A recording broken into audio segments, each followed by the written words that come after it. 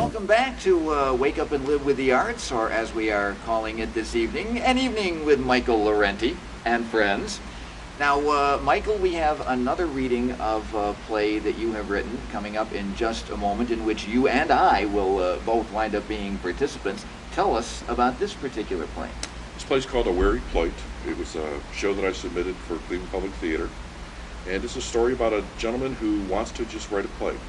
It's about a playwright, and he gets a little preoccupied by the voice in his head, and the voice in his head kind of directs him, and they have a bit of a conversation and a banter between themselves.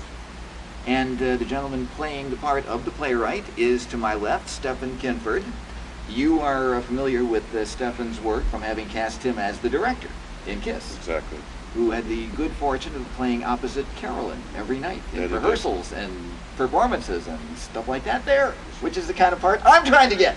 But anyway, moving right along here, let us, without further ado, present A Weary Plight. And you are about to see A Weary Plight by Michael Laurenty. If you're not familiar with a reading, what is often required is for someone to read the stage directions, which is what the person would actually be doing in a full performance. So that's the function that I'll be fulfilling. And Michael, you are playing the role of the voice of the main character, is that correct? Correct. So let us proceed with A Weary Plight. Act 1, Scene 1. At Rise, a desk is set up stage right, slightly angled downstage. A chair couch sits mid-stage center, living room or studio. The phone on the desk is ringing. Peter enters from the left with a wine glass and a bottle in hand. What? What do you want? Can't you see I'm doing absolutely nothing? He crosses the stage. The phone rings again. Hold on, hold on. He gets to the desk and sits. The phone rings once more. He answers it. Hello? Yes, this is Peter. Oh, hi. How are you? Yes, I did. Yeah, I'm sorry I didn't return your call last night. I was, oh, it was 3 nights ago. Well, then I'm really, really sorry. No, I was just trying to make light of, yes, I'm still interested. Definitely, yeah, when? Oh, let me check my calendar. Okay, go ahead. Yeah, that's not good for me. When? No, that's also a bad date. What else do you have available? No, I am... Okay. Why don't we do that then? I'll give you a call and we'll... Yeah, sounds great. Okay, Sarah. Nicole. I'm sorry, Nicole. Okay, bye. He hangs up the phone. Swift move, idiot. Sarah. Of course you called her Sarah. Shiite. He sits at his computer and prepares to type. Okay, focus. Get to work. Clear your head. Conflict. Gotta have conflict. Call some other woman your ex-girlfriend's name. Okay, Sarah. Yeah, I guess that would constitute conflict, idiot. My life. Little money, putting on weight, just turned 30, lost my girl. Well, hopefully not for long. Life is crap. Oh, there's a name for a play. Life is Crap by Peter. He ponders. Sarah, how do I get myself in these situations? No matter how cautious I am, I end up in another quandary. There's a title, The Cautious Quandary. Oh, hell, what does it matter? You know you could call her Focus. He ponders a moment longer. Write something unlike anything you've ever written before. Establish conflict. What's more conflict than calling someone your old girlfriend's name? Sarah. Where did I go wrong? How about a writer that can't write? Old Mrs. Albert must be rolling in her grave. In Mrs. Albert's voice. Writers write, Peter. It's just that simple. It doesn't matter what, how much, when, or where they write, but that they write. That is how of the utmost importance. So listen to yourself and write, because you are a writer. Man, I hated her. Listen to yourself and write? Listen to yourself. He has an idea. He slowly starts to type. I take that back. Mrs. Albert, I think I love you. It appears that he has found something to write about as he continues to type. A voice is heard throughout the room. The audience looks on as the playwright contemplates a notion and commences assembly. He steadily captures the conception of his thoughts and imprisons the expressions with attentiveness and commitment. His effort becomes a verbal parade of sound, impressively rivaling any written before his time. Peter looks around, thinking he hears a voice, and wonders how this can be happening. He takes a sip of his wine and very determinedly returns to his typing. His connection with letters and words establishes an emotional array that captivates those that listen. This oral onslaught excites and weakens with both deliberate uncertainty and aimless accuracy, as it flows from his fingertips as if being constructed by a higher power.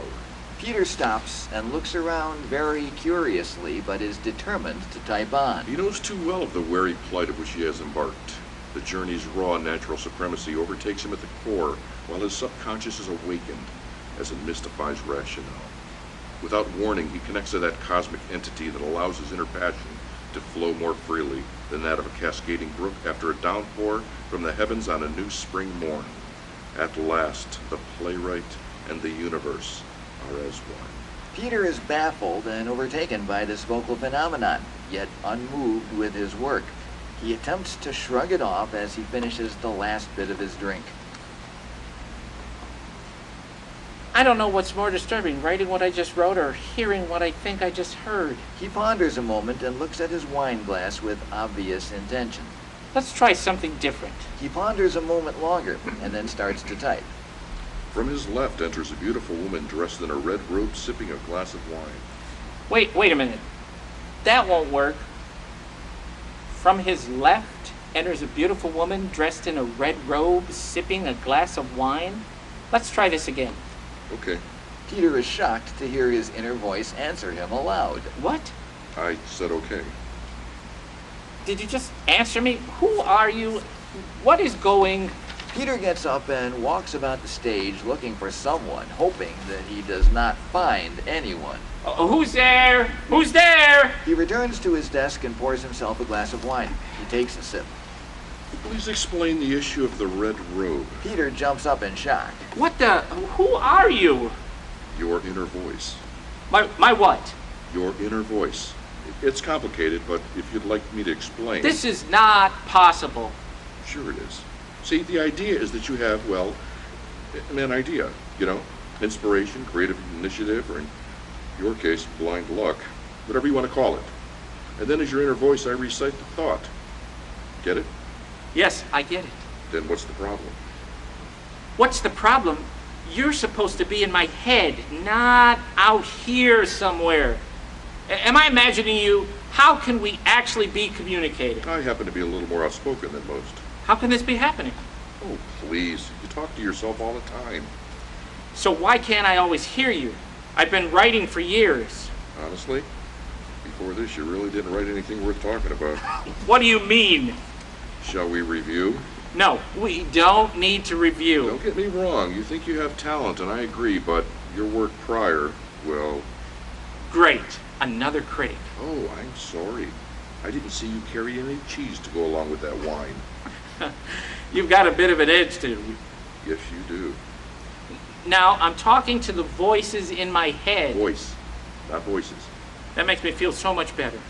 And you are talking with it, not to it. I'm not. No. Oh, great. Clarity. If anything, you're talking to yourself. Of course. It's simple. Your thoughts engage, which generates something for you to type. A little switch inside your head is flipped, which increases the volume to your external speakers, which in turn comes out in the form of my voice. Well, your voice, actually. See? They're your thoughts, so you are actually talking to yourself. But our voices are different. Work with me. Have you ever recorded your voice? Doesn't sound like you, does it? Same principle. A little switch inside my head is flipped. Correct. Peter picks up his wine glass. It's the sulfites, isn't it? I knew having a wine cellar would catch up. So, what are you saying is what I'm hearing is actually me? Exactly. So then I just said exactly. No, you thought it. I said it. But I thought you said... Precisely. You thought. I said. I thought you said. You're not very good at this. So, wait. I think, and you talk, but it's actually me talking, and it comes out in your voice, which is actually me. No, you haven't. Peter ruminates over this information. No crap. Well, if it's okay, I'd prefer not to use any vulgarities before you start. Why? Have you heard yourself? Hello? Anyways, most everything you think about runs through the editing element before I say it. It's all part of the repeat process. The what? You don't get out much, do you? Don't tell me you don't understand. Haven't you learned by now the repercussions that arise when you say everything you think, especially before you take the time to think about what it is you're going to say? Don't ask me to do that again. Well... It's like into a reflex.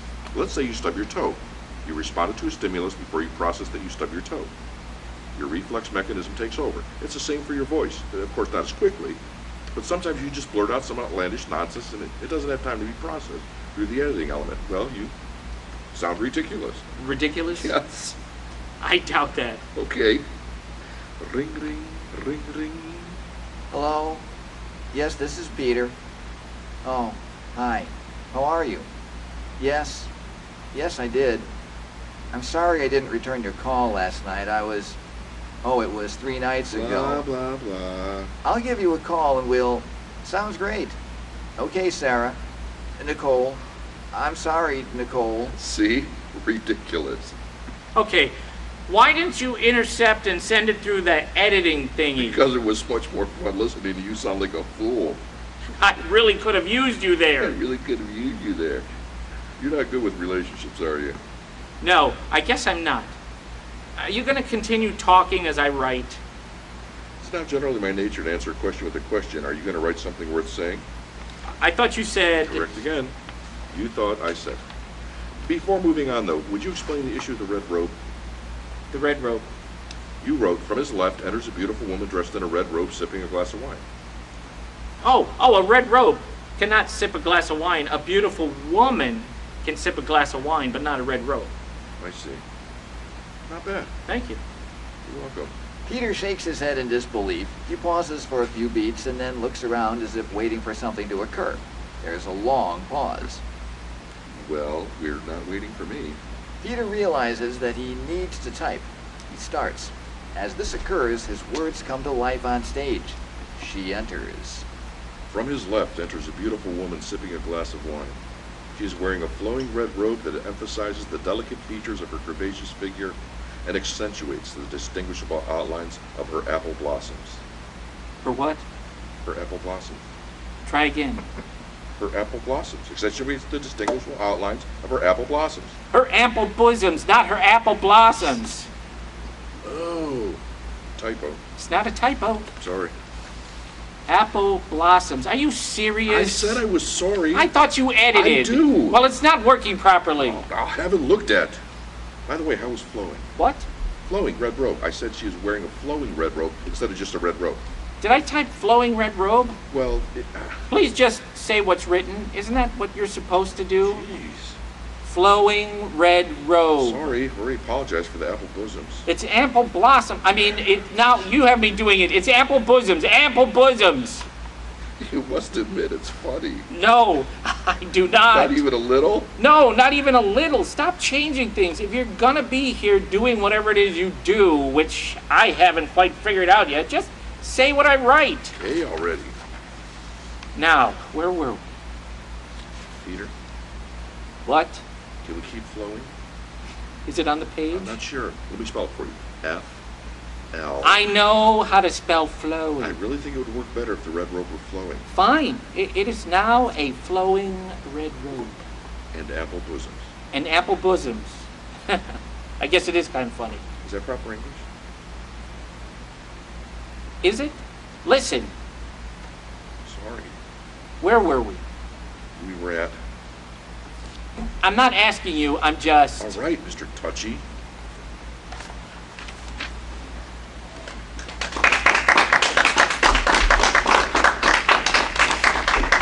And that is A Wary Plight by Michael Laurenty.